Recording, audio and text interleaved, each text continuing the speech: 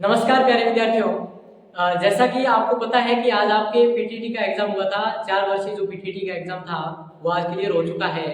तो आपने मेरे से पूर्व रीजनिंग की पूरी क्लास आपने देख ली है, अच्छे से उसका मिलान भी कर लिया है। तो अभी अपन चलते हैं शिक्षण अभिरुचि की ओर, जो कि शिक्षा मनोविज्ञान का ही कुछ पार्ट है। वैसे मैं साइंस से बिलोंग करता हूँ, लेकिन अपन जल्दी से इन सभी प्रश्नों के उत्तर देख लेते हैं और अपनी क्लास को शुरू करते हैं। कि रख हौसला वो मंजर भी आएगा, प्यासे के पास चलकर समंदर भी आएगा, यूं थक कर ना बैठ, ये मंजिल के मुसाफिर, मंजिल भी मिलेगी और मिलने का आनंद भी आएगा।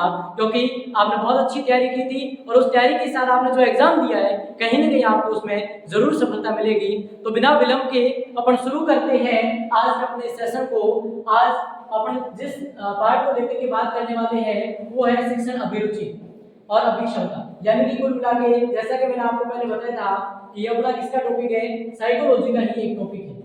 तो सबसे पहला यहाँ पे प्रश्न दे रखा है कि अच्छी शिक्षा बहुत सहयोगी होती है। एक बहुत अच्छी आपने एजुकेशन प्राप्त की है, वो आपके लिए बहुत सहयोगी किस प्रकार से होगी, थोड़ा सा समय बढ़ा कर देता हूँ।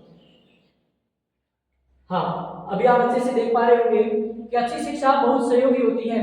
पहला दे रखा है व्यक्ति को आत्मनिर्भर बनाने में, कुछ हद तक ठीक लगता है। मनुष्य को अपनी आजीविका प्राप्त करने में, या मनुष्य को विद्वान बनाने में, या फिर मनुष्य की प्रतिष्ठा में अभिवृद्धि करने में। यानी कि आपके पास अच्छी शिक्षा है तो या आप आत्मनिर्भर बन जाओगे, आप अपनी आजीविका भी प्राप्त कर लोगे, आप विद्वान भी बन जाओगे, यानी कि आप अंततः क्या प्राप्त करोगे, प्रतिष्ठा। अतः इस प्रश्न का जो अपना उत्तर है वो सही उत्तर होगा मनुष्य की प्रतिष्ठा में अभिवृद्धि करने। अगला प्रश्न आपके सामने है, बच्चों के समग्र विकास के लिए सबसे अधिक आवश्यक तथ्य कौन सा है, यानी कि कौन सा जो तथ्य है वो सबसे ज्यादा महत्वपूर्ण है बच्चों के समग्र विकास के लिए। तो सबसे पहला दे रखा है धार्मिक शिक्षा, आवश्यक नहीं है इतनी। सांस्कृतिक कार्यक्रम, सांस्कृतिक ज्ञान, खेल एवं खेलकूद, यानी कि खेल एवं खेलकूद ये वो भाग होता है जो बच्चे का शारीरिक और मानसिक दोनों तरीके से विकास करता है। अर्थात बच्चे के समग्र विकास को सबसे ज्यादा इंपोर्टेंट क्या रहने वाला है, खेल और खेलकूद क्रिया। इसके बाद में अगला प्रश्न जो आपके रहने वाला है, शिक्षा तथा सामाजिक आर्थिक विकास है। अब ध्यान देना यहाँ पे प्रश्न क्या पूछा है कि शिक्षा सामाजिक आर्थिक विकास है, शिक्षा और समाज के आर्थिक विकास के बीच में किस प्रकार का संबंध रहने वाला है। शिक्षा और समाज के आर्थिक विकास के बीच में किस प्रकार का संबंध रहने वाला है वो बात करेंगे। कि शिक्षा और समाज का आर्थिक विकास है वो प्रत्यक्ष रूप से समानुपातिक होता है, यानी कि शिक्षा प्रत्यक्ष समानुपातिक रूप से संबंधित है आर्थिक विकास से। दूसरा, शिक्षा अप्रत्यक्ष रूप से समानुपातिक है किससे, आर्थिक विकास से। किसके आर्थिक विकास के, समाज से। अगला देखना है कभी संबंधित कभी असंबंधित और फिर संबंधित नहीं। अर्थात यहाँ पर अपना जो उत्तर है वो सही होने वाला है, अप्रत्यक्ष का समानुपातिक रूप से संबंधित है। ऐसा क्यों, ऐसा इसलिए क्योंकि शिक्षा से ही अप्रत्यक्ष रूप से, प्रत्यक्ष रूप से नहीं बल्कि अप्रत्यक्ष रूप से समाज का आर्थिक विकास होता है। अगला देखो, आपने यदि पेपर बहुत अच्छे से समझ करके प्रत्येक प्रश्न को अच्छे से पढ़ा है तो कहीं ना कहीं आपके कोई भी प्रश्न गलत होने के चांस नहीं बनते हैं। आगे बात करते हैं, अगला 54वां प्रश्न अपने पास आ रहा है, निम्नलिखित में से कौन सा विद्यार्थियों के साथ अंतर क्रिया करने हेतु ज्यादा स्वतंत्रता देता है। अब यहाँ पे थोड़ा सोचने होगी अपने पास टॉपिक है कि जो नीचे कुछ अपने जो दे रखी है ऑप्शन, इनमें से ऐसा कौन सा जो ऑप्शन है वो सबसे ज्यादा बच्चों के साथ अंतर क्रिया करने में अपन को क्या करता है, स्वतंत्रता प्रदान करता है। तो इसके अंदर लघु समूह संचार कुछ हद तक या काफी हद तक अपन कहते हैं ये प्रभावी होती है। इसके बाद में अगला आता है फिल्म का प्रयोग भी अपन कर सकते हैं, या फिर बच्चों से अंतर क्रिया करने के लिए टीवी पर प्रदर्शित देश भर के कक्षा कक्ष कार्यक्रम है वो काफी फायदेमंद होते हैं, वो काफी उपयोगी होते हैं। तो इसलिए अपना यहाँ जो उत्तर है वो रहने वाला है टीवी पर प्रदर्शित देश भर के कक्षा कक्ष कार्यक्रम। इसके बाद में अगले प्रश्न को बढ़ते हैं, अध्यापक के सम्मुख सबसे बड़ी चुनौती क्या होगी। अध्यापक के सम्मुख सबसे बड़ी जो चुनौती है वो क्या रहने वाली है। सबसे पहला जो ऑप्शन दे रखा है वो कक्षा में अनुशासन को बनाए रखना, कुछ हद तक होती है, बाकी ज्यादा इतना मायने नहीं रखती है। विद्यार्थियों को गृह कार्य करवाने हेतु तैयार करना, कुछ हद तक ये भी अपन मान सकते हैं। प्रश्न निर्माण करना ये ज्यादा मायने नहीं रखता है। शिक्षण अधिगम प्रक्रिया को खुशनुमा बनाना, ये काफी हद तक कठिन माना जा सकता है, क्योंकि इसको खुशनुमा बनाने के लिए अपन विद्यार्थियों को गृहकार्य भी देते हैं, उनका अनुशासन बनाए रखना भी अपने लिए जरूरी रहता है। इसलिए यहाँ पर अपना जो सही उत्तर रहने वाला है वो रहेगा डी, कि शिक्षण अधिगम प्रक्रिया को खुशनुमा बनाना है वो कुछ हद तक अपन कह सकते हैं कि अध्यापक के समूह की एक चुनौती है। इसके बाद में अगला जो प्रश्न आ रहा है अपने पास कि एक दक्ष अध्यापक, ध्यान दीजिएगा, अगला जो प्रश्न है वो है एक दक्ष अध्यापक वह होता है जो सभी विद्यार्थियों को परीक्षा उत्तीर्ण करने में मदद करना।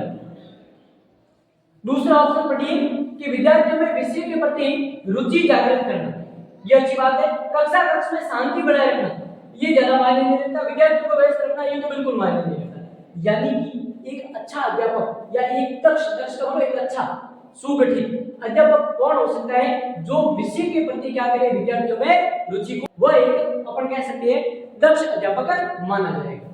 तो इसके बाद में अगले प्रश्नों की तरफ बढ़ते हैं। तो जो आपने अभी तक प्रश्न हल किए ये आपके काफी सारे प्रश्न आपके सही होने लायक है। आगे बढ़ते हैं। अगला प्रश्न आपके सामने है 57वां प्रश्न। अब यहां पर अपने लिए एक दे रखा है वाक्य कि मैं उस अध्यापक की प्रशंसा करूंगा, मैं उस अध्यापक की प्रशंसा करूंगा जो, यानी कि जिसका अपने विद्यार्थियों पर कठोर नियंत्रण हो। दूसरा, विद्यार्थियों की समस्याओं को जानता हो और सहायता करे, विद्यार्थियों के साथ मित्रवत हो, उसके पास मोहक व्यक्तित्व हो। ये बातें कहीं मायने नहीं रखती है कि हमेशा एक अच्छा अध्यापक कौन सा होगा जिसकी हर कोई प्रशंसा करना चाहेगा, वो वही होगा जो विद्यार्थियों की समस्या को क्या करे, जाने समझे और उनकी क्या करे, सहायता करे। तो अपना जो उत्तर है वो सही होने वाला है बी ऑप्शन। इसके बाद में अगला जो अपने पास ऑप्शन है वो दे रखा है विद्यार्थी एक ऐसे अध्यापक से ज्यादा सीखते हैं, विद्यार्थी एक ऐसे अध्यापक से ज्यादा सीखते हैं सहानुभूतिपूर्ण हो, यानी हाँ में हाँ मिलाते रहे। दूसरा, कठोर हो, ये भी ज्यादा मायने नहीं रखे, कठिन परिश्रमी हो, कुछ हद तक ये उत्तर सही हो सकता है। लेकिन जो अध्यापक अपने विचार संक्षिप्त में और स्पष्ट रूप से बच्चों से संप्रेषित करता हो, उनके साथ उनको प्रदान करता हो, वही जो अध्यापक है वो विद्यार्थी के लिए एक अच्छा अध्यापक या ज्यादा सीखने योग्य अपन कह सकते हैं अध्यापक माना जाएगा। तो यहाँ पे अपना जो आंसर है वो हो जाएगा डी। मैं थोड़ा जल्दी चल रहा हूँ ताकि जल्दी से अपने प्रश्नों के उत्तर क्लियर हो जाए। इसके बाद में अगला जो अपने पास प्रश्न आता है वो है कि अध्यापक द्वारा, ध्यान दीजिएगा, कि अध्यापक द्वारा अपने विचार विद्यार्थियों तक पहुंचाने में असफल रहने का परिणाम होगा। अब ऐसी कौन सी स्थिति होगी जिस स्थिति के अंदर कि जो अध्यापक है वो अपने विचार विद्यार्थियों तक सही तरीके से नहीं पहुंचा पा रही है। तो यहाँ पे ध्यान देना कि सबसे पहला है कक्षा में अनुशासनहीनता। पहले आपको क्या करना है, इस प्रकार के प्रश्नों के अंदर सभी ऑप्शन को पढ़ना है। ऐसे नहीं मानना है कि पहले अपने इस तरीके से उत्तर है जो अपन पहला ही मान लिया कि कक्षा में अनुशासनहीनता है इसलिए सही तरीके से बच्चे नहीं पढ़ पा रहे, तो आपका उत्तर क्या हो जाएगा, गलत हो सकता है। इसलिए आप पहले सभी ऑप्शन को अच्छे से पढ़ें। दूसरा ऑप्शन है पढ़ाए जा रहे प्रकरण में विद्यार्थियों की रुचि में क्या होना, कमी। दूसरा है कक्षा में अनुपस्थिति की संख्या बढ़ना, और तीसरा रहेगा अधिगम्य विद्यार्थियों की कमजोर रुचि। अब देखो ध्यान से सुनना, यहाँ क्या हो रहा है, क्रिया हो रही है, पढ़ाया जा रहा है। प्रकरण का मतलब कोई भी टॉपिक जो पढ़ाया जा रहा है उसके अंदर विद्यार्थियों की क्या है, रुचि नहीं है, रुचि में क्या है, कमी है, तभी तो अध्यापक है वो बच्चों तक पहुंचने में या अपनी बात को पहुंचाने में क्या हो रहा है, असफल हो रहा है। अतः अपना जो ऑप्शन सही होगा वो कौन सा होगा, बी ऑप्शन सही होगा। ठीक है। इसके बाद में अगला हमारे पास आ रहा है एक और क्वेश्चन कि ऑडियो कॉन्फ्रेंसिंग, ध्यान रखना कैसी कॉन्फ्रेंसिंग है, ऑडियो कॉन्फ्रेंसिंग है को किस प्रकार की संचार विधि में वर्गीकृत किया जाता है। ध्यान से सुनना, आपने सुना होगा मोदी जी की मन की बात। तो मन की बात किस प्रकार की है कि सामने से वो बोलते हैं और अपन केवल सुन पाते हैं, यहां से अपन वापस उसका प्रत्युत्तर नहीं दे पाते हैं। तो ध्यान देना कि जो ऑडियो कॉन्फ्रेंसिंग है वो किस प्रकार का अपन कह सकते हैं कि संचार की विधि है। वो एक तो अपने पास ऑप्शन है एक तरफा मौखिक विधि है, दूसरा है दो तरफा मौखिक विधि। दो तरफा मौखिक तो अपन कह ही नहीं सकते, विधि कैसी है, मौखिक है। ठीक है। एक तरफा अमौखिक विधि, यानी ये दोनों ऑप्शन सीधे अपने क्या हो जाते हैं, गलत हो जाते हैं। दो तरफा तो अपन कह सकते हैं कि मौखिक विधि नहीं है, क्योंकि मैंने आपको कल ही स्पष्ट कर दिया था। इसका मतलब अपना जो सही उत्तर होगा वो कौन सा होगा, एक तरफा मौखिक विधि। ठीक है, इसके बाद में अगला जो प्रश्न आ रहा है अपने पास वो है, यदि एक विद्यार्थी आपकी कक्षा में अनुपस्थित रहता है, ध्यान रखना यहाँ पे आपको अपने आप को खुद को क्या मानना है, टीचर मानना है, और ये मानना है कि आप उस कक्षा में हो और आपकी कक्षा का एक विद्यार्थी है वो क्या है, कक्षा में अनुपस्थित रहता है, कभी कभार आता है, तो आप अध्यापक के रूप में क्या करेंगे। पहला है विद्यार्थी को उसकी अनुपस्थिति के लिए दोषी ठहराएंगे, दूसरा विद्यार्थी के वर्तमान अभिवृत्ति को देखते हुए चुप रहेंगे कि वो ऐसा कार्य कर रहा है, करने दो, अपने क्या जाता है ऐसा, या फिर पढ़ाने के लिए कुछ रुचिकर विधियों के बारे में सोचेंगे कि जब वो आ ही नहीं जाए तो आप उसके लिए कौन सी विधियां बनाओगे। अगला, कारणों को जानेंगे और उन्हें दूर करने का क्या करोगे, प्रयास करोगे। यही उत्तर अपना क्या है, सही है कि हम सबसे पहले ये समझेंगे कि वो बच्चा क्यों नहीं आ रहा है, उसके कारण का पता करके फिर उस कारण के दूर करने का यानी कि उस समस्या के निवारण का अपन क्या करेंगे, प्रयास करेंगे। इसके बाद में अगला अपने पास जो प्रश्न आ रहा है, अब ध्यान देना, अगला प्रश्न अपने पास आया 62वां कि समूह मनोबल के लिए सर्वाधिक आवश्यक क्या है। सबसे पहला स्पष्ट उद्देश्य, यानी कि अपने पास जो उद्देश्य है, जिस उद्देश्य के बारे में अपन काम कर रहे हैं वो उद्देश्य अपना क्या होना चाहिए, स्पष्ट होना चाहिए, क्लियर होना चाहिए। दूसरा है समूह एकता होनी चाहिए, ये भी बात अच्छी है। समूह सदस्यों की संपन्नता, ये कहीं निर्भरता नहीं है इस बात के लिए कि समूह का मनोबल हमेशा बना रहे, ठीक है। फिर अगला समूह द्वंद्वता, यदि द्वंद्व होगा यानी कि समूह के अंदर क्या होगी, विचारों के अंदर क्या होगा, मतभेद होगा, तो ऐसी स्थिति में समूह का मनोबल वो क्या होगा, गिरेगा। ये दो ऑप्शन है। अब अपने पास बचे दो ऑप्शन। अब ध्यान देना, यहाँ पे जो अपना उत्तर है वो सही होने वाला है स्पष्ट उद्देश्य। आपका उद्देश्य क्लियर है कि आपके पास जो लक्ष्य है वो निर्धारित है, उस लक्ष्य तक आपको पहुंचना है, तो आपके जो समूह का मनोबल है वो लगातार क्या होगा, बढ़ता रहेगा। इससे ही समूह में क्या आएगी, एकता आएगी। इसका मतलब सही उत्तर क्या होगा, स्पष्ट उद्देश्य। इसके बाद में अपन अगले पेज पर बढ़ते हैं। यहाँ तक अपने प्रश्न हो चुके हैं, क्लियर। अगला प्रश्न है, ध्यान देना, ये भी सोचने वाला प्रश्न है, क्योंकि हमेशा इस टॉपिक को आपको करने के लिए प्रत्येक प्रश्न को अच्छे से पढ़ना और उसको समझना पड़ता है। शिक्षक का मानसिक स्वास्थ्य अच्छा होना आवश्यक है, तर्क दे रखा है और पूछा है ऐसा क्यों।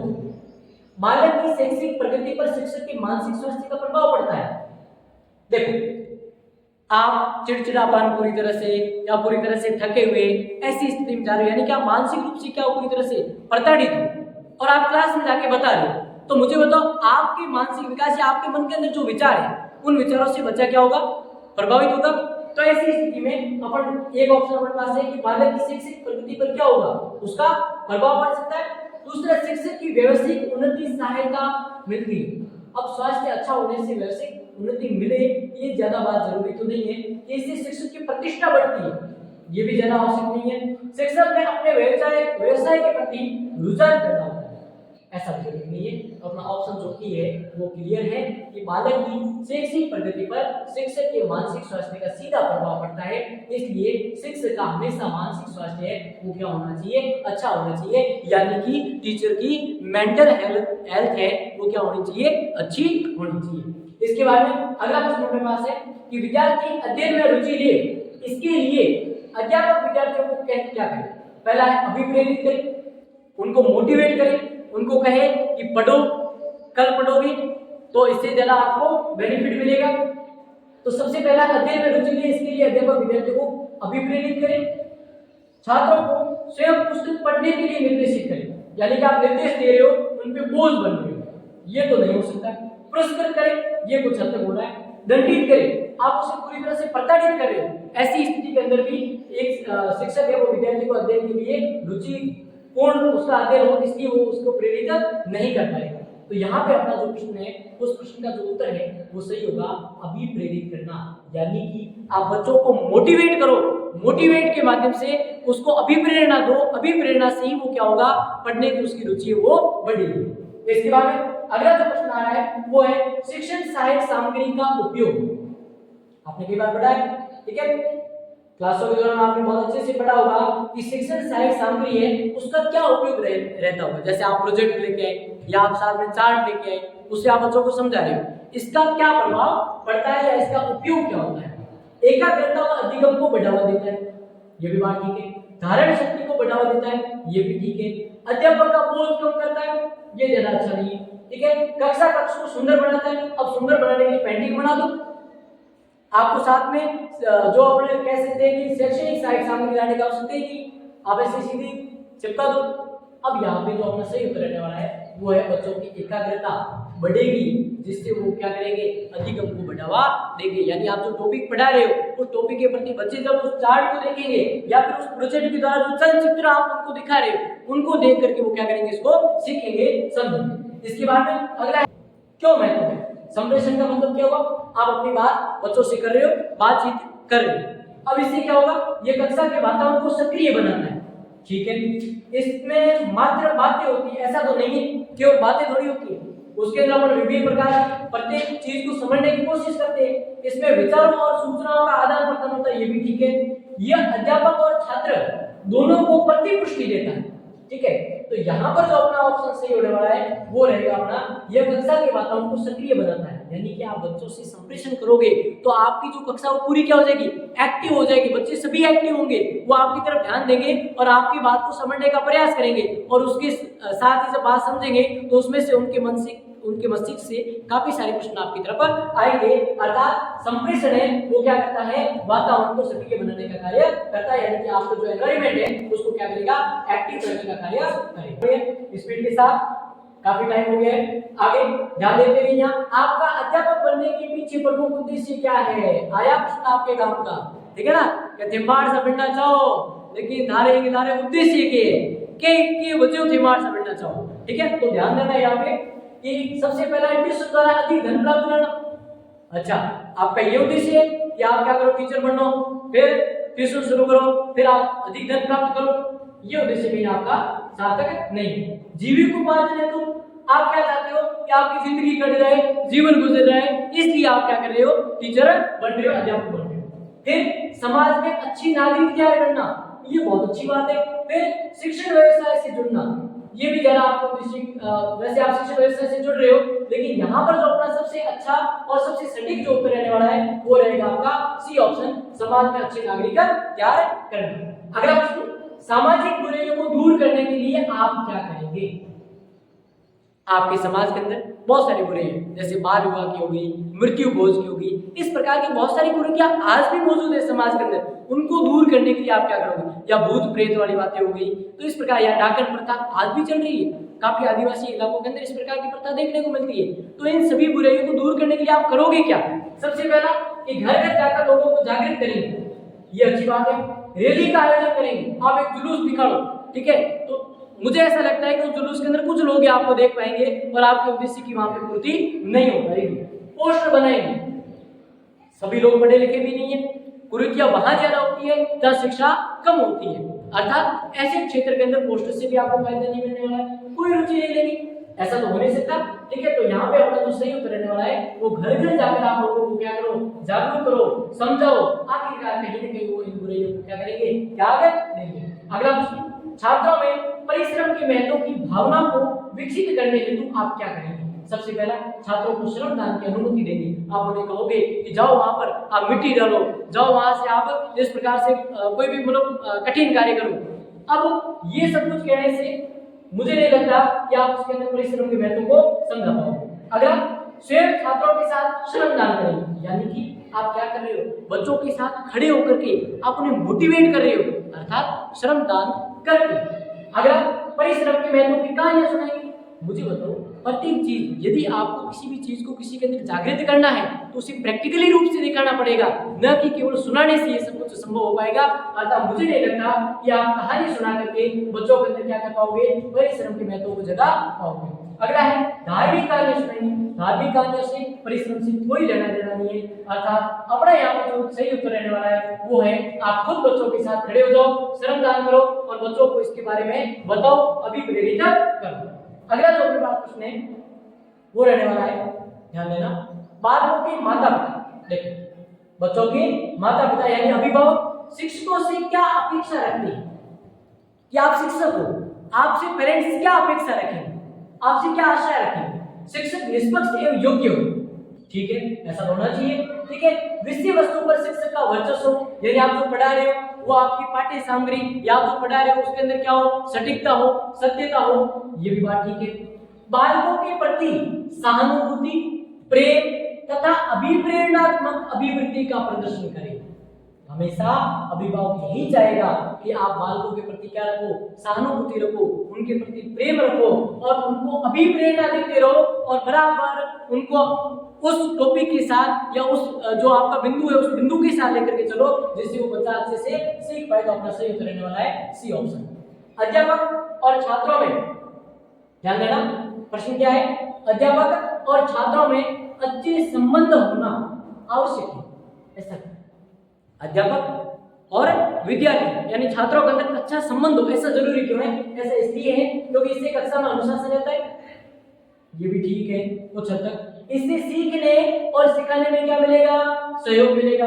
कक्षा का वातावरण अच्छा रहेगा, ज्यादा अच्छा नहीं है। ठीक है, अध्यापक को बहुत सारे ट्यूशन मिलेंगे, ये तो बिल्कुल गलत होने वाला है। ठीक है, अर्थात यदि अध्यापक और बच्चों के बीच समन्वय बहुत अच्छा है तो उस स्थिति के अंदर आप सीखने और सिखाने में क्या मिलेगा, दोनों को सहयोग मिलेगा, बच्चे अच्छे से सीख पाएंगे और आप उन्हें अच्छे से सिखा पाओगे।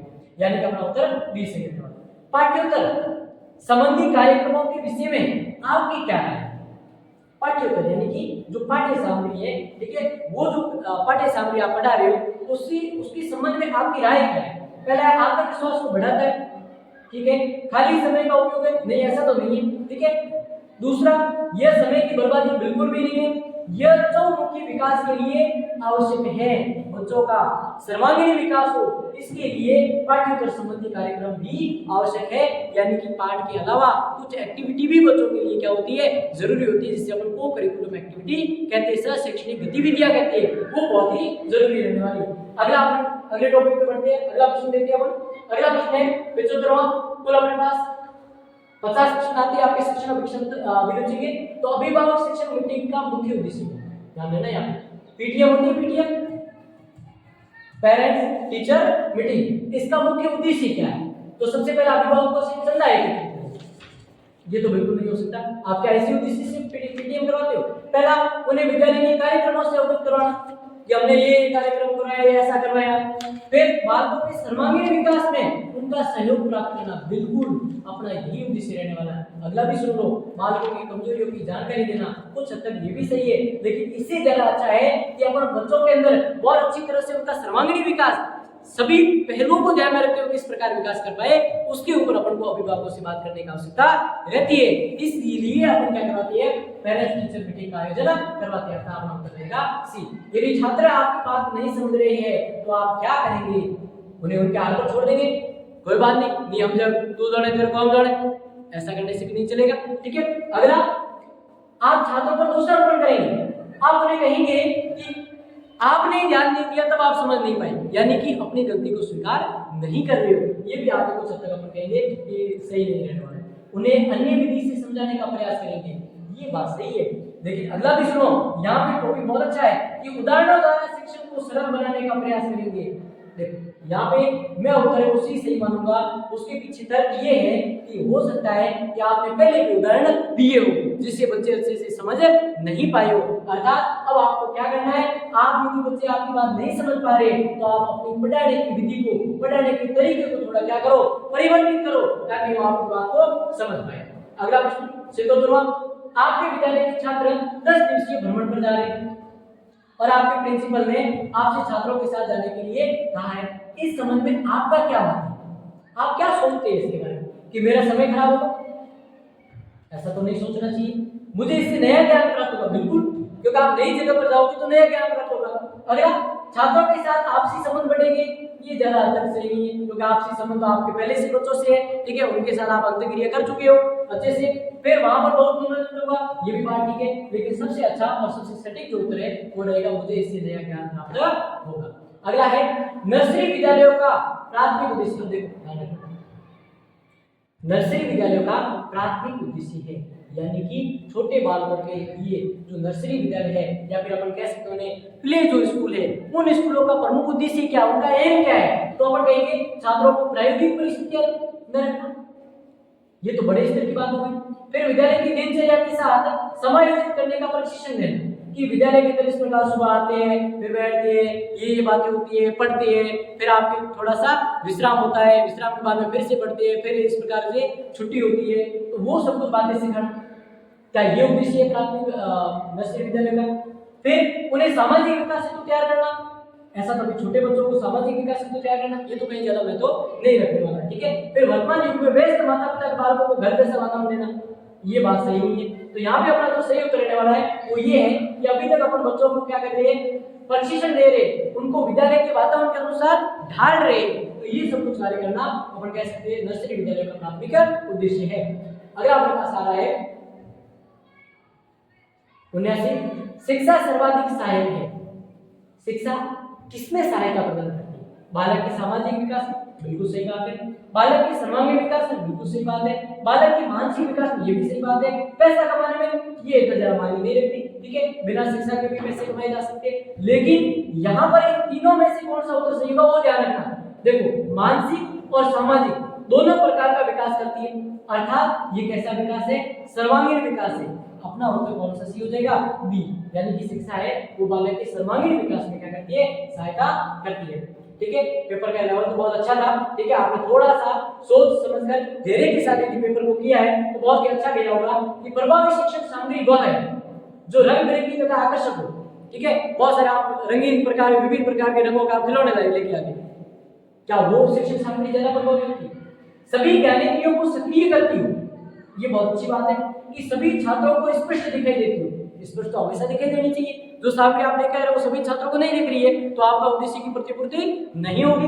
अगला है महंगी हो, महंगी होने से वो प्रभावी थोड़ी होगी, प्रभावी तभी होगी जब वो बालक के सभी ज्ञानेंद्रियों को क्या करे? सक्रिय करे। बच्चा पूरी तरह से अपने मस्तिष्क, कान वगैरह सब कुछ, यानी अपना पूरा ध्यान है वो क्या करे? आपको उस अधिगम की ओर, आप जो पढ़ा रहे हो, आपका जो टॉपिक है, जो प्रकरण है, उस प्रकरण की ओर क्या करे?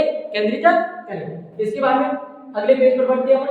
अगला प्रश्न है 81वां। आपके सामने अगला जो प्रश्न है वो 81वां है कि करके सीखना उपयोगी है, ऐसा क्यों है? ठीक है ना। तो विद्यार्थी स्वयं करके अधिक समझते हैं, ये भी बात हो सकती है। अगला, इससे अनुशासन रहता है, ये जरा मुझे लगता है स्पष्ट नहीं है कि विद्यार्थी क्रियाशील रहते हैं, ये बात भी ठीक है। इसमें समय अधिक व्यय होता है, ये तो आपका सीधा सा गलत हो गया। अब आपका उत्तर ए और सी इन दोनों में से एक रहने वाला है, तो यहाँ पर मैं पूरी तरह से क्लियर नहीं कर पा रहा हूँ, ठीक है। लेकिन जैसा कि अनुमान के तौर पर मैं ये कह सकता हूँ कि विद्यार्थी स्वयं है वो करके अधिक समझते हैं, इसलिए करके सीखना है वो किसके लिए उपयोगी है? वो विद्यार्थियों की समझने की क्षमता विकसित करने के लिए क्या है? उपयोगी रहने वाला है। तो मेरे अनुसार इसका उत्तर है वो ए ही होगा। आगे, प्राथमिक स्तर पर शिक्षा का माध्यम, ध्यान देना क्या कहा गया है कि प्राथमिक स्तर पर शिक्षा का माध्यम मातृभाषा होना चाहिए। न्यू एजुकेशन पॉलिसी के तहत क्या कहा गया है कि बच्चों को शुरुआती दौर पर जो उनकी प्राइमरी जो एजुकेशन है वो क्या हो? उनकी मदर लैंग्वेज के अंदर होनी चाहिए, यानी कि उनकी मातृभाषा होनी चाहिए। ऐसा क्यों है? देश प्रेम की भावना विकसित करने के लिए, मातृभाषा के विकास के लिए, या विद्यार्थी को पाठ्य वस्तु समझने में सुविधा के लिए। देखो, अलग अलग परिवेश के बच्चे होंगे, आप सीधे ग्रामीण परिवेश से आए हुए बच्चे को आप सीधे तौर पर हिंदी या इंग्लिश के अंदर उससे बात कर रहे हो, जो पूरी तरह से अपने देसी अंदाज के अंदर रहा हुआ है, अपनी मातृभाषा ही उसने जन्म से सुनी है, क्या उसे आप सही तरीके से समझ पाओगे? बिल्कुल नहीं, ठीक है। इसलिए तो अपन यहाँ पे ये कह सकते हैं कि प्राथमिक स्तर पर शिक्षा का माध्यम है मातृभाषा होना, इसलिए जरूरी है क्योंकि विद्यार्थियों को पाठ्य वस्तुओं को अच्छे से समझ आ जाए। तो अपना उत्तर क्या हो जाएगा? सी से लिख दो। अगला है, जब आपको कोई उत्तरदायित्व दिया जाता है, तब जब आपको क्या दिया जाए? कोई उत्तरदायित्व दिया जाए, आपको कार्यभार संभाला गया है, आप उत्तरदायित्व से दूर रहना चाहिए, ऐसा तो नहीं होना चाहिए। आप उत्तरदायित्व को निभाने में आनंद लोगे, ये बात ठीक है कि आप क्या चाहते हो? उस उत्तरदायित्व को निभा रहे हो और पूरी अच्छी तरह से निभा रहे हो। अगर आप उत्तरदायित्व को अवसर के रूप में लेंगे, यानी कि ये बात भी ठीक लग रही है मुझे, इन दोनों के अंदर हम बात करेंगे फिर से। उत्तरदायित्व को स्वीकार कर लेंगे किंतु देने वाले को भला बुरा कहेंगे, ठीक है ना। क्या कॉम दियो लेब्रोन हम को नहीं हुए, ठीक है। ऐसा करके नेगेटिविटी लाना, ये तो हमेशा ये ध्यान रखना कि शिक्षण अभिरुचि के अंदर नेगेटिविटी बिल्कुल नहीं चलेगी, आपको हमेशा पॉजिटिव रहकर के बात करना है। तो दो बातें यहाँ, एक है उत्तरदायित्व को अवसर के रूप में लेंगे और एक उत्तरदायित्व को निभाने में आनंद। देखो आपको जिम्मेदारी दी, ठीक है, जैसे कि आज आपको कहा गया है कि आपको क्या करना है, प्रार्थना का संचालन करना, ठीक है, तो आप क्या चाहोगे, आप इसको एक अवसर के रूप में लेंगे। आप ये चाहोगे कि ये क्या है, मुझे एक नया अवसर मिला है, मुझे आगे आने का मौका मिला है, अर्थात आनंद तो होगा ही होगा। आनंद के साथ साथ आप क्या कर रहे हो, उस चीज को अवसर के रूप में ले रहे हो, अर्थात मेरे अनुसार इसका जो उत्तर है वो ये सही होगा कि उत्तरदायित्व को आप क्या ले रहे हो, एक पॉजिटिव रूप से ले रहे हो, एक अवसर के रूप में ले रहे हो, आपको एक और मौका मिला है अपनी बात को अच्छे से सिद्ध करने के लिए। इसके बाद में अगला आ रहा है, प्रधानाचार्य का अध्यापकों के प्रति व्यवहार होना चाहिए अवसरवादी, ऐसा नहीं होना चाहिए, प्रभावपूर्ण होना चाहिए, निष्पक्ष भी होना चाहिए, अनुशासनात्मक होना चाहिए। लेकिन इनमें सबसे ज्यादा निष्पक्ष और अनुशासनात्मक तब होगा जब उनका व्यवहार कैसा हो, प्रभावपूर्ण हो। अगले प्रश्न पे बढ़ते हैं, तो अपना उत्तर क्या हो जाएगा यहाँ पे सही, बी ऑप्शन प्रभावपूर्ण। यदि विद्यार्थी आपकी कक्षा में अनुपस्थित रहती है तो आप सर्वप्रथम क्या करेंगे, आपकी कक्षा के अंदर विद्यार्थी क्या है, एब्सेंट है, आप क्या करेंगे, सबसे पहले परिस्थितियों को देखते हुए चुप रहो, कोई बात नहीं नहीं आते अपने क्या जाते, ऐसा सोच के आप चुप रहेंगे, ऐसा सोच के आप चुप रहेंगे। अगला, प्रधानाध्यापक एवं अभिभावकों को सूचित करेंगे कि बच्चा नहीं आ रहा है। इससे अगला, कुछ रुचिकर शिक्षण विधियों के प्रयोग के बारे में सोचेंगे, और जो बच्चा आ ही नहीं रहा है तो आप रुचिकर शिक्षण विधियों से करोगे क्या। अगला, कारणों को जानोगे और उन्हें दूर करने का क्या करोगे, प्रयास करोगे। हमेशा ये कारण जानना है कि बच्चा क्यों नहीं आ रहा है, केवल प्रिंसिपल को या अभिभावकों को सूचित करने से इस समस्या का हल नहीं हो पाएगा, अर्थात अपना उत्तर है वो सही हो जाएगा डी ऑप्शन। अगले पेज पर बढ़ते हैं, अगला पेज बहुत अच्छे से साइकोलॉजी का पूरी तरह से यहाँ पे आपके समावेश मिल रहा है कि पहला किंडरगार्टन किसके द्वारा शुरू किया गया था। तो यहाँ पे आपने बहुत अच्छे से पढ़ा होगा, यहाँ पे आपकी थोड़ा सा लेवल से ऊपर भी गया है प्रश्न, ठीक है। यहाँ पर जो आपका सही उत्तर होने वाला है, पहला जो किंडरगार्टन है वो किसके द्वारा शुरू किया गया था, वो किया गया था फ्रेडरिक विलियम हॉबेट के द्वारा। इसके बाद अगला प्रश्न है वो है, शिक्षण में प्रभावी पारस्परिक संबंधों के लिए शिक्षक की आवश्यकता होती है कि वह छात्रों की व्यक्तिगत जरूरतों को नजरअंदाज करे, ऐसा जरूरी नहीं, ठीक है, ये गलत बात है। दर के माध्यम से अधिकार को थोपना नहीं, छात्रों की राय और भावनाओं का क्या करें, सम्मान करें, छात्रों के साथ प्रदर्शन संबंध बनाए रखें। प्रदर्शन संबंध ये कहीं ज्यादा सार्थक है नहीं रहने वाला है। देखो ध्यान दो यहाँ पे कि शिक्षण में प्रभावी पारस्परिक संबंधों के लिए, संबंध कैसे हो, प्रभावी हो, पारस्परिक संबंध हो, उसके लिए शिक्षक को क्या करना चाहिए, शिक्षक को हमेशा बच्चों से उनकी राय और उनकी भावनाओं का क्या करना चाहिए, सम्मान करना चाहिए। तो अपना उत्तर क्या हो जाएगा, सी सही हो जाएगा। इसके बाद में 88 प्रश्न पे बढ़ते हैं, एक शिक्षक को बाल मनोविज्ञान का ज्ञान होना चाहिए, ऐसा जरूरी क्यों है, ठीक है। शिक्षक को विद्यार्थियों को व्यवहार से परिचित होने में, शिक्षक को छात्रों की तुलना करने और पहचानने में, ये भी ठीक है कुछ हद तक। फिर शिक्षण कार्य को सरल करने में, ये भी ठीक लग रहा है। विद्यार्थियों की भावनाओं को समझने के लिए, ये भी ठीक लग रहा है। अब देखो इसके अंदर कुछ काफी जटिल प्रश्न दे रखा है कि एक शिक्षक को बाल मनोविज्ञान का ज्ञान होना चाहिए, जो सहायक इसमें होगा शिक्षक को विद्यार्थियों के व्यवहार से परिचित होने में, कि इस एज के विद्यार्थी किस प्रकार की भावना रखते हैं, वो किस प्रकार सोचने की क्षमता रखते हैं, ये सब कुछ जानने के लिए एक शिक्षक को बाल मनोविज्ञान का ज्ञान होना बहुत ही जरूरी है। अर्थात आपका उत्तर क्या हो जाएगा, ये सही हो जाएगा। शिक्षण में पारस्परिक संबंधों का योगदान होता है, पहला है प्रतिकूल शिक्षण वातावरण बनाने में, दूसरा है छात्र प्रेरणा और सहभागिता को बढ़ाने में, छात्र भागीदारी को सीमित करने में, ऐसा नहीं है, ठीक है, छात्रों के बीच प्रतिस्पर्धा को प्रोत्साहित करने में नहीं। देखो शिक्षण में पारस्परिक संबंधों का क्या योगदान है कि आप बच्चों से पूरी तरह से घुल मिल गए हो, ठीक है, और बच्चे आपकी बात को अच्छी तरह से समझ पा रहे हो, ठीक है, तो वो आपकी किस प्रकार लाभदायक होगा, तो वो होगा छात्र प्रेरणा और सहभागिता को बढ़ाने में। छात्रों को क्या करोगे, आप प्रेरित करोगे और उनकी प्रत्येक टॉपिक के अंदर सहभागिता क्या हो जाएगी, बढ़ जाएगी। अगला अपने पास आ रहा है आलोचनात्मक सोच विकसित करनी। उस क्वेश्चन को आपको क्या करना है, विकसित करना, डेवलपमेंट करना है। अब यहाँ पे आपको क्या आवश्यक है, पहले याद रखने की क्षमता। आलोचनात्मक का अर्थ हुआ उस टॉपिक को समझ के उस टॉपिक के नेगेटिव पॉजिटिव पॉइंट के बारे में आपसे बात करें, ठीक है, ऐसा क्वेश्चन आपको विकसित करना है।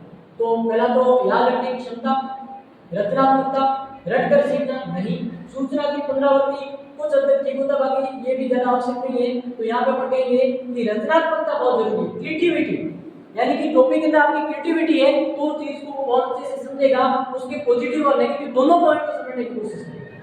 आईसीटी का प्रतिनिधित्व करता है। यानी कि आपको क्या पूछा गया है, आईसीटी की फुल फॉर्म पूछी गई। तो इसका सीधा सा उत्तर है इंफॉर्मेशन एंड कम्युनिकेशन टेक्नोलॉजी। क्या हो जाएगा, इंफॉर्मेशन एंड कम्युनिकेशन टेक्नोलॉजी। आपका ऑप्शन नंबर बी सही हो जाएगा। एक छात्र जल्दी सीखता है जबकि दूसरे छात्र सीखने में अधिक समय लगाता है।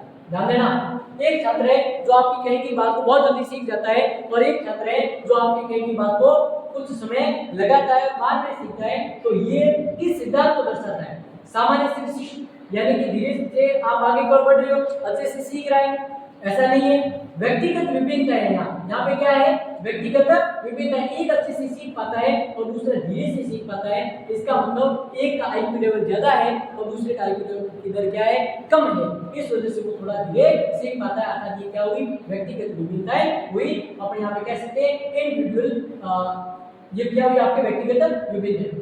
फिर आगे बात करते हैं 13वीं पृष्ठ में पढ़ते हैं सामाजिक रूप से। ध्यान रखना, किस रूप से, सामाजिक रूप से परिपक्व शिक्षक की प्रमुख विशेषता क्या है, वे सहकर्मियों के साथ सहयोग करने से बनते हैं। ये सामाजिक का मतलब वो सभी के साथ क्या करें, अपने व्यवहार, अपने गुण, उससे सभी को क्या करें, प्रेरित करें। अब ध्यान देना, वे सहकर्मियों के साथ सहयोग करने से बनते हैं, ऐसा बिल्कुल नहीं है। वे छात्रों और सहकर्मियों के प्रति परानुभूति और समझ प्रदर्शित करते हैं। ये ठीक लग रहा है उत्तर। वे पेशेवर रिश्तों पर अपने व्यक्तिगत हित को प्राथमिकता देते हैं। पेशेवर रिश्ते यानी कि वो अपने केवल रिश्तों को, अपने सगे संबंधियों को महत्व देते हैं, बाकी को महत्व नहीं देते। ये तो गलत बात है। सामाजिक रूप से वो परिपक्व कहाँ होगा, वो तो केवल अपने बारे में सोच रहा है। फिर उनमें भावनात्मक बुद्धिमत्ता की कमी प्रदर्शित होती है।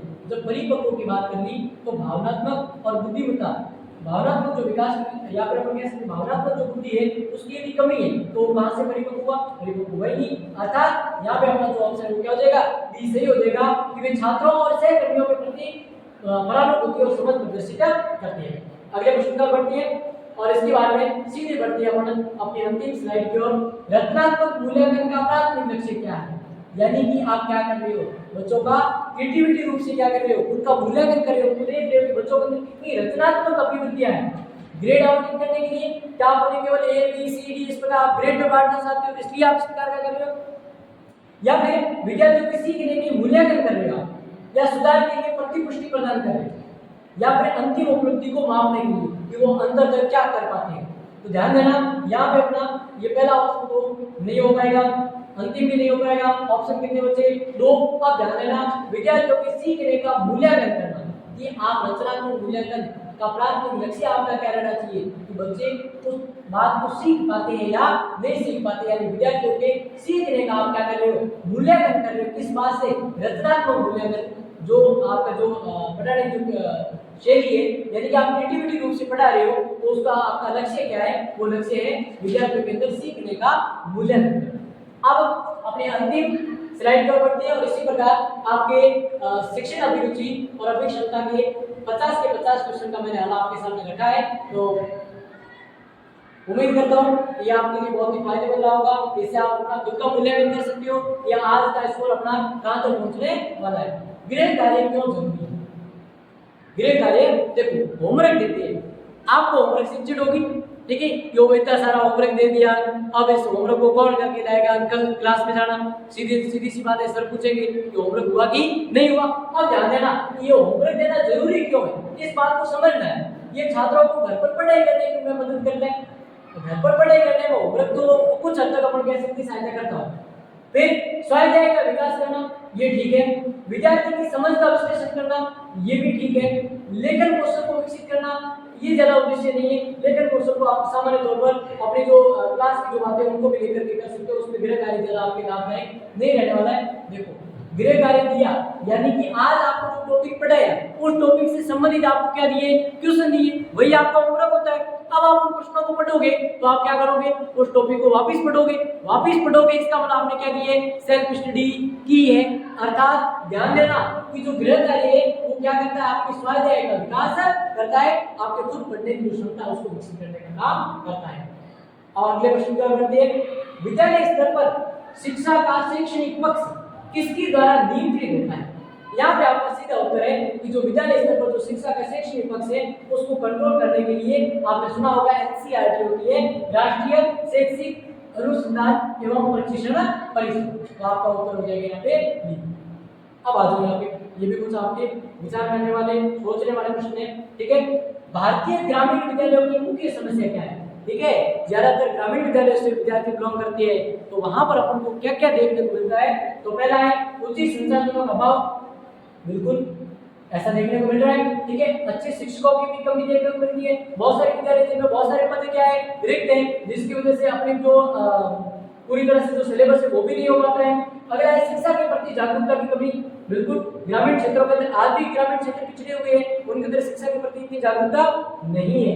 अर्थात ये सब के सब ऑप्शन क्या रहने वाले हैं? सही रहने वाले हैं। ये सब की सब बातें हैं जो किसको किस ओर इशारा कर रही है कि भारतीय ग्रामीण विद्यालय के अंदर ये क्या रहने वाली है, समस्याएं रहने वाली है। अगला ध्यान देना, क्वेश्चन, शिक्षा में विद्यार्थी की सफलता मुख्य रूप से निर्भर करती है।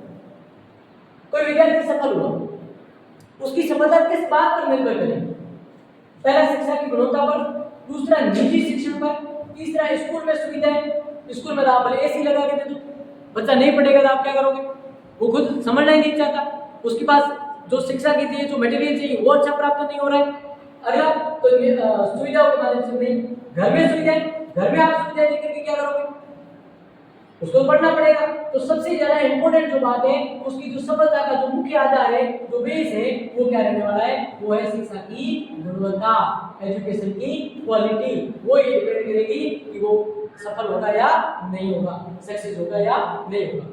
अब ध्यान देना, अंतिम पड़ाव की ओर। आपके विचार में शिक्षण का पैसा कैसे? आप क्या कर रहे हो? आप बीएड कर रहे हो, यानी कि आपने जो एग्जाम दिया, इस एग्जाम से आप बीएससी बीएड करोगे या बीए बीएड करोगे। ये 4 वर्षीय इंटीग्रेटेड कोर्स होता है, जिसके अंतर्गत आप ये सीखते हो कि किस प्रकार पढ़ाया जाता है, उसी के साथ आपकी ग्रेजुएशन भी कंप्लीट होती है। तो ध्यान देना कि आप किस पेशे को चुन रहे हो या किस और जा रहे हो, आप शिक्षण की ओर जा रहे हो, तो इसके पीछे आपका विचार क्या है, आपने क्यों इसको चुना है? तो पहला कि आरामदायक, कोई बात नहीं, मौज ही मौज है, बैठा रहे, गर्मियों छुट्टियों हुई करी, ठीक है, तो मार साके केला लो, आनंद ही आनंद आगो, ठीक है। क्या आपने ऐसा देख के उसका चयन किया है, या फिर आपने ये देखा है कि हर जगह गुरुजी का क्या होता है? सम्मान होता है। फिर अगर अच्छा वेतन प्राप्त होता है, इसलिए ठीक है सरकारी नौकरी लागी, बढ़िया भैया मेरी। अगला निराशाजनक है, निराशाजनक है, आपने चयन नहीं क्यों किया? ये तो बिल्कुल नहीं होगा। तो सीधी सी बात है कि जो शिक्षा का जो पेशा है, जो शिक्षण का जो पेशा है, वो कैसा है? सम्मानित है। अर्थात आपके इस 99 प्रश्न का उत्तर होगा बी। अगर एक अध्यापक होने के नाते आपके अनुसार राष्ट्र के विकास में बड़ी, देखो ध्यान देना क्या कहा है, अध्यापक होने के नाते आपके अनुसार राष्ट्र के विकास में बड़ी रुकावट क्या है? सबसे बड़ा रोड़ा क्या है जो अटका हुआ है कि अपना जो राष्ट्र है वो डेवलपमेंट की ओर नहीं जा रहा है, वो विकास पूरी तरह से नहीं कर पा रहा है? ध्यान देना, जनसंख्या वृद्धि, बिल्कुल ये बात सही है, लेकिन प्रश्न में क्या दिया? एक अध्यापक होने के नाते आपको बताना है, ठीक है। अगला निरक्षरता, यानी कि ज्ञान की कमी, राजनीतिक हस्तक्षेप और प्रदूषण। प्रदूषण तो बिल्कुल नहीं होगा। राजनीतिक हस्तक्षेप हो सकता है, राजनीतिक हस्तक्षेप तभी होगा जब आप क्या हो? शिक्षित नहीं हो। आप शिक्षित नहीं हो तो नेता आएंगे, आपसे वादे करेंगे, आपको बताएंगे, आपको झूठे झूठे सपने दिखाएंगे, तो आप उनकी तरफ चल पड़ोगे, ठीक है। अर्थात शिक्षा की कमी हुई यहाँ पे। अगला जनसंख्या वृद्धि, जनसंख्या वृद्धि भी किस वजह से होती है? शिक्षा की कमी की वजह से होती है। तो यहाँ पे ध्यान देना, शिक्षा की कमी यानी कि क्या हुआ? निरक्षरता। तो आपका सही उत्तर क्या हो जाएगा? निरक्षरता हो जाएगा। ऐसी आशा और उम्मीद करता हूँ कि आपको पूरा का पूरा सॉल्यूशन जो मैंने दिया है वो अच्छे से समझ में आया होगा। तो और मैं यही कहता हूँ कि आप बिल्कुल सफल होंगे, ठीक है ना। धन्यवाद।